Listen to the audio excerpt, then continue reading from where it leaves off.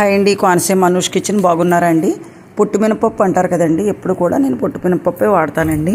ఎందుకంటే మనకి పల్లెటూరులో కాబట్టి, మా కోనసీమలు కాబట్టి అన్ని సదుపాయాలు ఉంటాయండి. మనకి పొట్టు ఏమో ఆవుకు పెట్టుకోవడానికి కూడా మనకి ఇక్కడ కుదురుతుంది. ఎప్పుడైనా ఆవులు తోటలో కనిపించకపోతే మామూలుగా వంపేస్తాం, తోటలో వంపేస్తామండి. ఎప్పుడు పొట్టు మినపప్పు తీసుకున్నాను చూడండి. నేను గ్లాసుడు తీసుకున్నానండి. గ్లాసుడు వేసుకుని ఒక గుప్పుడు ఉంటుంది, ఒక గుప్పుడు పప్పు వేసుకుంటాను. దానికి 2 గ్లాసుల పప్పుకి 2 గ్లాసులు 3 వేసుకోవచ్చండి. గ్రైండర్ అయితే పక్కగా 3 వేసేసుకోవచ్చు, అసలు ఏం అవ్వదు. 3వ గ్లాసు కొంచెం తగ్గించానండి, అదిగో అలాగా, అంతే అండి. చాలా బాగుంటాయండి, చాలా బాగుంటాయి. చాలా ఆరోగ్యానికి కూడా చాలా మంచిదండి పొట్టు మినపప్పు. ఇప్పుడు కూడా మినపగుళ్ళే వాడతాం, టౌన్లో కుదరవు అనుకోండి అటువంటివన్నీని. మనకి కుదిరినంత వరకు కూడా పొట్టు మినపప్పు వాడడం వల్ల చాలా ఆరోగ్యానికి కూడా చాలా మంచిది కదండి. ఆరోగ్యానికి మంచిది అనుకున్నప్పుడు మనకి ఇంటి దగ్గరుండి మనం అన్నీ చేసుకునే టైం ఉన్నప్పుడు అటువంటి పొట్టు మినపప్పు వాడుకోవడం మంచిదని నా అభిప్రాయం అండి. మీరు కూడా ఏమనుకుంటున్నారు నాకు తెలియదు. ఇదిగోనండి, చూడండి ఎంత బాగుందో పప్పు. కొంచెం లైట్గా పొట్టు కూడా లైట్గా ఉంచవచ్చు మనం, చాలా ఆరోగ్యానికి మంచిది కాబట్టి. ఇలా గ్రైండర్ వేసేసుకుంటానండి నేను.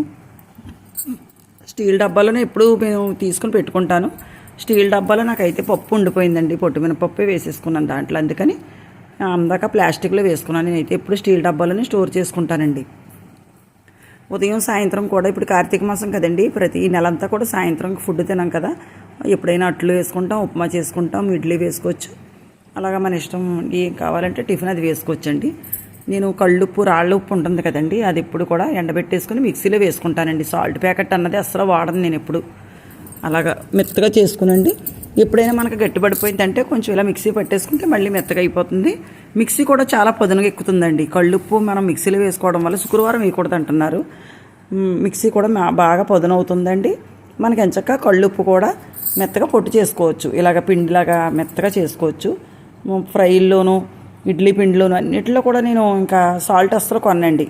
ఇలాగా కళ్ళుప్పే, రాళ్ళుప్పే వాడతానండి ఎప్పుడు కూడాను.